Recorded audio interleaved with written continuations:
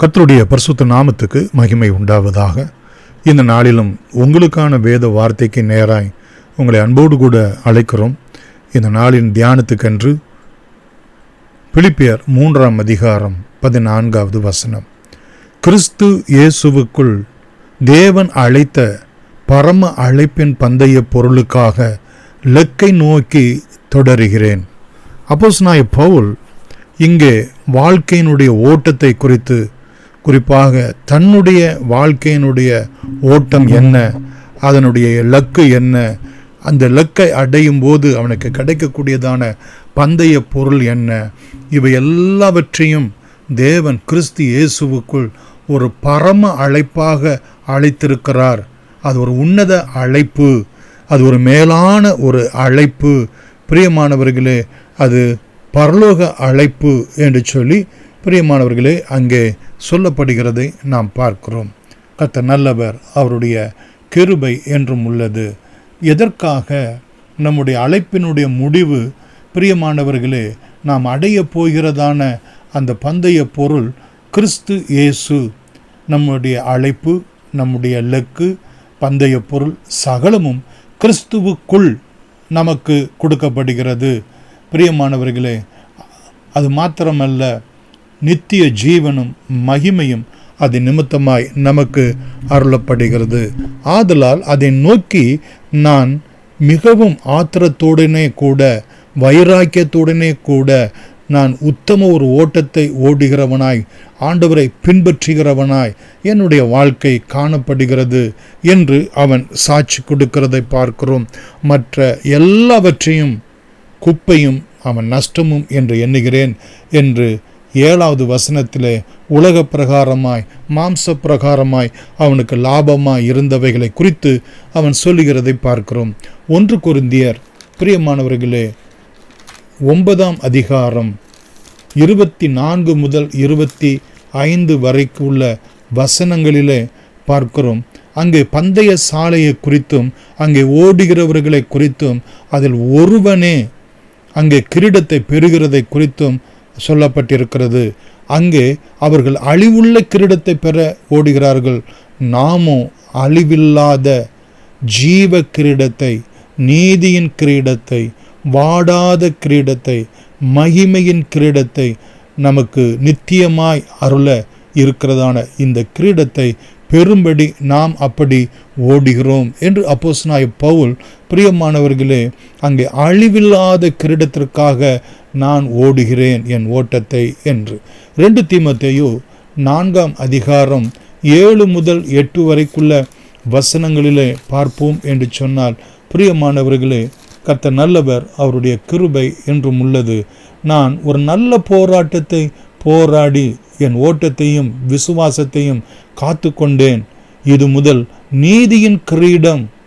ஏன் நீதியின் கிரீடம் என்று சொல்லப்பட்டிருக்கிறது என்றால், நீதி உள்ள தேவனாகிய கிறிஸ்து இயேசுவை நோக்கி ஓடுகிற ஒரு வாழ்க்கையின் ஓட்டம் நமக்கு நீதியான கிரீடத்தை, மகிமையான கிரீடத்தை நீதியுள்ள நியாயாதிபதியாகிய கர்த்தர் தாமே நமக்கு தந்தருளுகிறார்.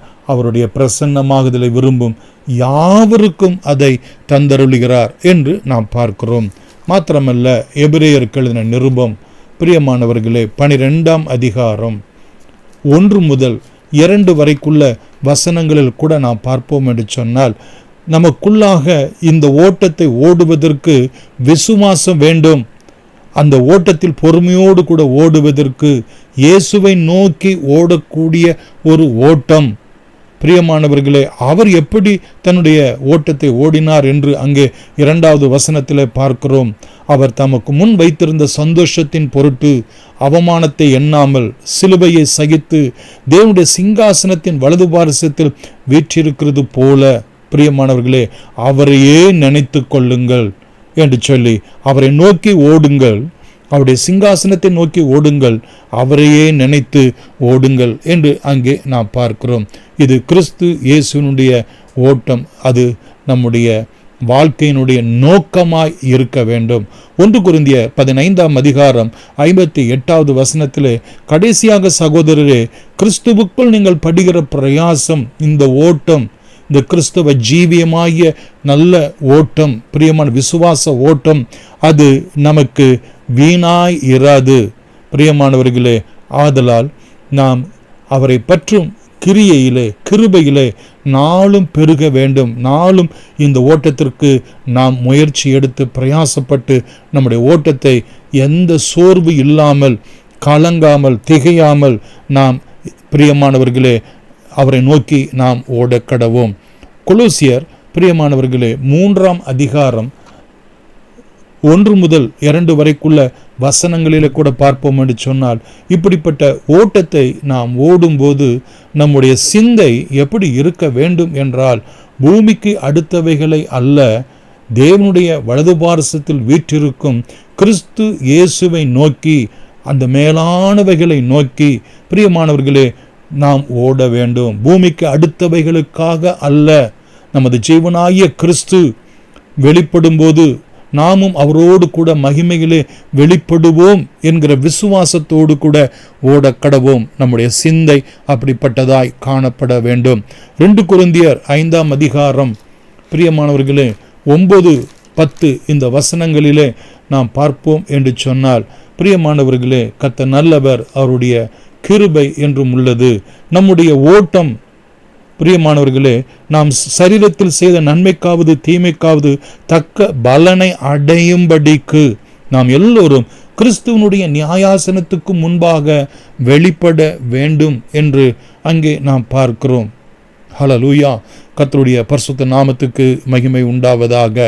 பிரியமானவர்களே 1 பேதுரு 1ஆம் அதிகாரம் 3-4 இந்த வசனங்களில் கூட நாம் பார்ப்போம் என்று சொன்னால், இங்கே இயேசு கிறிஸ்து மரித்தோரிலிருந்து எழுந்ததினாலே அழியாததும் மாசற்றதும் வாடாததுமாய சுதந்திரத்துக்கு ஏதுவாக ஜீவனுள்ள நம்பிக்கை உண்டாகும்படி தமது மிகுந்த இரக்கத்தின்படியே நம்மை மறுபடியும் ஜெனிப்பித்தார். இது உங்களுக்காக பரலோகத்திலே தேவனுடைய பலத்தினாலே காக்கப்பட்டு வைக்கப்பட்டிருக்கிறது. அந்த ஓட்டத்திற்காக நாம் ஓடுகிறோம். எதற்காக? வாடாததும் மாசற்றதும் அழியாததுமான சுதந்திரமாகிய கிறிஸ்துவை அடைவதற்கு தேவனுடைய பலத்தினால் காக்கப்பட்டு பரலோகத்திலே வைக்கப்பட்டிருக்கிற அந்த பந்தய பொருளுக்காக, சுதந்திரத்துக்காக நம்முடைய ஓட்டத்தை நம்பிக்கையோடு கூட ஓடுவோம். ஹல்லேலூயா!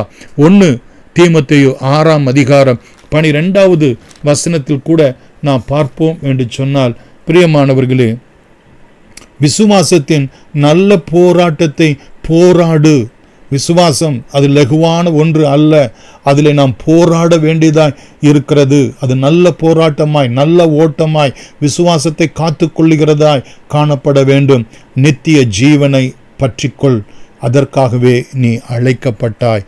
அந்த நித்திய ஜீவனுக்கு, நித்திய மகிமைக்கு நேராய் நம்முடைய ஓட்டத்தை ஓடுவோம். கண்களை மூடி நாம் செபிக்கலாம்.